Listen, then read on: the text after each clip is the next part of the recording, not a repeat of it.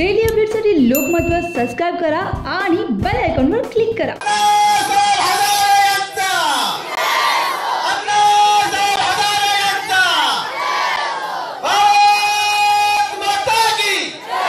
सन्माननीय आदरणीय आणि बाळासाहेब नांदगावकर त्यांच्या बरोबर आलेल्या सर्व आमदार शरद सोनवणे दादा हे सर्व मान्यवर आज अण्णांच्या या आंदोलनाच्या समर्थनार्थ रायगड सिटी मध्ये येत आहेत। राज ठाकरे यांचं आगमन झालेलं आहे। लोकमतसाठी लाईव्ह आपण हे दृश्य पाहू शकता। स्वागत स्वागत आदरणीय अण्णांच्या आंदोलनाला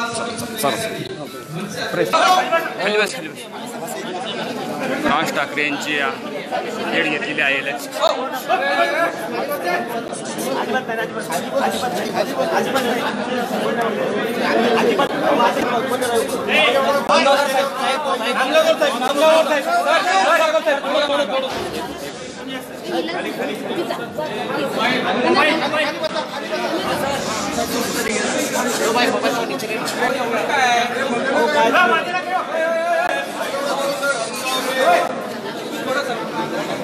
मोबाइल नीचे खाली वा मोबाइल खाली ना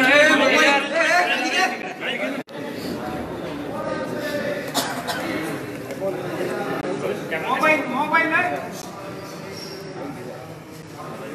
काही लंब चौडं भाषण देण्याचं नाही, फक्त आतमध्ये माझं आणि अण्णांचं काय बोलणं झालं सगळंच काही ते सांगणार, परंतु थोडक्यात माझ्याकडचा मुद्दा मी सांगतो।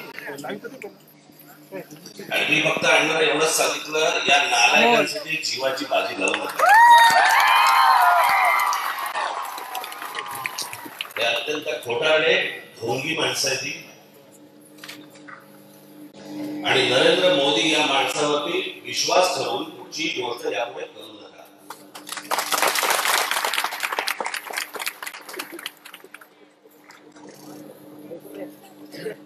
हे आज जे सत्तेवरती बसलेले आहेत मोदी आणि त्यांचे सगळे सहकारी, हे सत्तेवरती एकाच गोष्टींसाठी बसले आणि ते म्हणजे अण्णांचं आंदोलन, आणि त्या माहोलमुळे हे सत्तेवरती आज तिथे बसलेले आहेत। आज खरं तर केजरीवाल इकडे यायला पाहिजे होतं,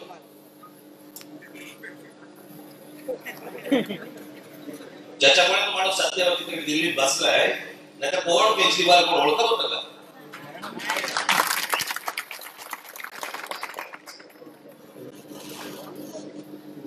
परंतु ही सगळी कृतज्ञ माणसं, आणि अण्णाला सांगितलं म्हटलं, अण्णा कुठे आता जीवाची बाजी लावताय? मी म्हटलं सोडा, म्हटलं बाहेर पडू, आपण गाडून टाकू या सगळ्या लोकांना। या नरेंद्र मोदींचा ट्विट आहे 18 डिसेंबर 2013चा की लोकपाल बिल पास झालं पाहिजे म्हणून आमचा त्याला पाठिंबा आहे, सर्व भारतीय जनता पक्षाने पाठिंबा दिला। आज 5 वर्ष होत आली, पुढे काही नाही। याच लोकपालासाठी म्हणून काँग्रेसला शिव्या घालणारे हे भाजपवाले, हे मोदी आज काय करतात? आज काही नाही। आणि म्हणून मी अण्णाला फक्त एवढंच सांगितलं, म्हणलं अण्णा ताणू नका फार। ही जी सगळी माणसं आहेत, या माणसांसाठी म्हणून विनाकारण आपण असं उपोषणात बसून हे म्हणजे जीवावरती बेतणं ही इथपर्यंत जाऊ नका म्हटलं। सत्य आहे।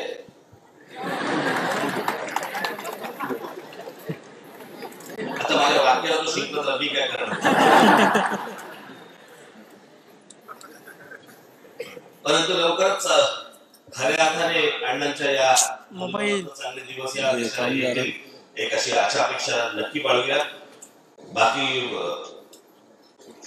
अण्णा समर्थ आहेत, त्यांचा तो काय जो निर्णय घ्यायचा आहे त्यासाठी म्हणून, आणि आपण सगळेजण आहातच।